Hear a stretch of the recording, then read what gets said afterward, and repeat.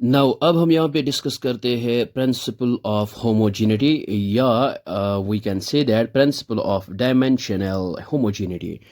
तो सबसे पहले हम यहाँ पे इसका स्टेटमेंट लिखते हैं। ये मैंने इसका स्टेटमेंट लिखा है। According to the principle of homogeneity the dimensions of all terms on both sides of a physical equation must be the same. अगर हमारे पास कोई भी इक्वेशन है तो डायमेंशन ऑफ ईच टर्म जो है इस इक्वेशन में जितने भी टर्म्स है तो हर एक टर्म का जो डायमेंशन है वो सेम आना चाहिए। या ये भी हम कह सकते हैं वी कैन ऐड और subtract only when quantities have the same dimensions.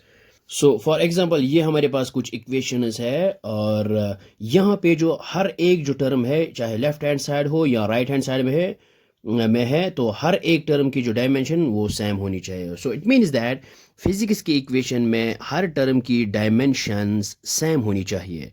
Different dimensions वाली क्वांटिटीज़ को ऐड या सब्ट्रैक्ट नहीं कर सकते हैं।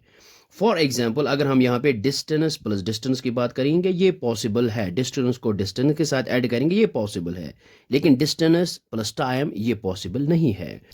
ये हम यहाँ पे एग्जाम्पल नंबर 1 लेते हैं और हम यहाँ पे हर एक टर्म का डायमेंशन फाइंड आउट करेंगे और ये जो है लेफ्ट हैंड साइड और राइट हैंड साइड में जितने भी टर्म्स है हर एक टर्म का डायमेंशन वो सेम आना चाहिए। तो सबसे पहले लेते हैं left hand side. Left hand side में हम हमारे पास है वेलोसिटी।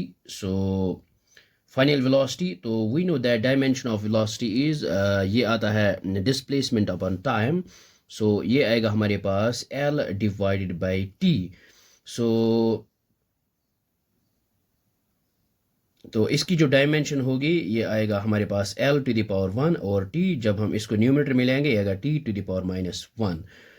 तो अब हम यहाँ पे राइट हैंड साइड में जो है फर्स्ट टर्म हम यहाँ पे लेते हैं u, तो u भी है एक वेलोसिटी। इसकी जो डायमेंशन है वो आएगी l raise power 1 t raise power -1।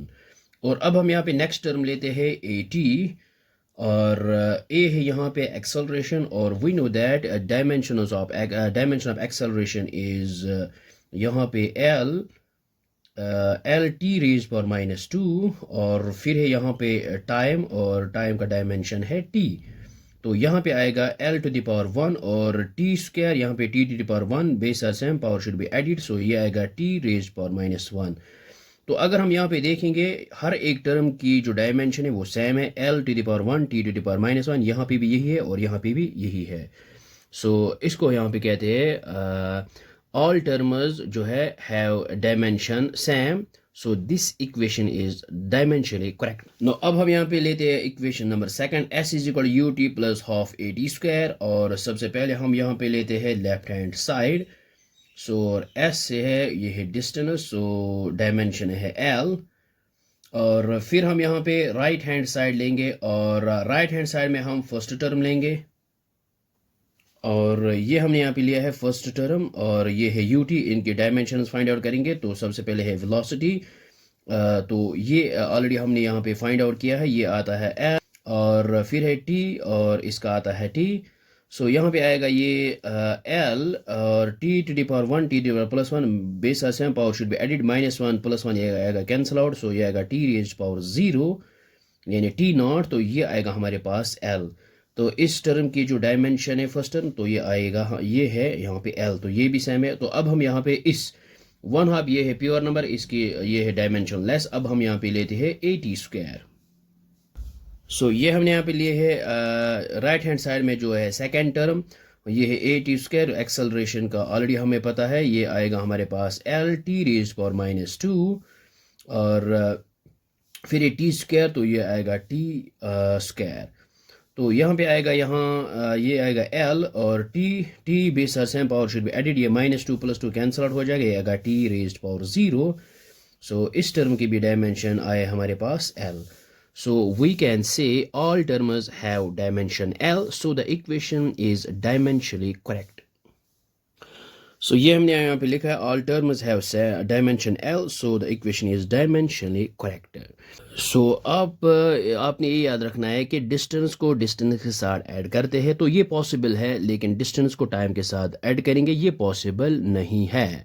तो तभी तो हमने ये कहा था कि फिजिक्स की इक्वेशन में हर टर्म की डायमेंशन सेम होनी चाहिए। डिफरेंट डायमेंशंस वाली क्वांटिटीज़ को ऐड या सब्ट्रैक्ट नहीं कर सकते हैं, जैसे कि ये एग्जांपल है। At last we can say the principle of homogeneity state is that the dimensions of all terms in a physical equation must be identical. So ये हमने यहाँ पे लिखा है, the principle of homogeneity state is that the dimensions of all terms in a physical equation must be identical. So I hope आपको ये समझ में आया होगा, ये बहुत ही आसान है। So thanks for watching this video.